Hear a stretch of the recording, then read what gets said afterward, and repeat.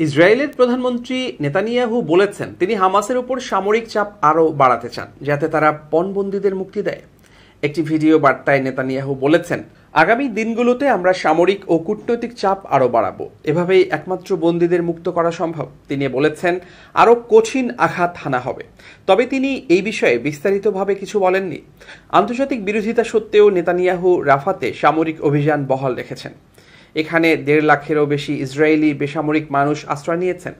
এদিকে রোববার ইসরায়েলের প্রধানমন্ত্রী নেতানিয়াহুর সাথে ফোনে মধ্যপ্রাচ্যের পরিস্থিতি নিয়ে কথা বলেন জার্মানির চ্যান্সেলর শলৎজ। জার্মান সরকারের মুখপাত্র জানিয়েছেন, চ্যান্সেলর বলেছেন এখন প্রধান কাজ হলো মধ্যপ্রাচ্যে উত্তেজনা যাতে আর না বাড়ে তা নিশ্চিত করা। শলৎজ এটাও জানিয়েছেন ইউরোপীয় কাউন্সিল ইরানের বিরুদ্ধে আরও নিষেধাজ্ঞা জারি করেছে। বুধবার ইসরায়েলের ওপর ইরানের আক্রমণের পর ইউরোপীয় ইউনিয়নের নেতারা ইরানের ড্রোন ও ক্ষেপণাস্ত্র নির্মাতাদের উপর নিষেধাজ্ঞা জারি করতে রাজি হয়েছেন।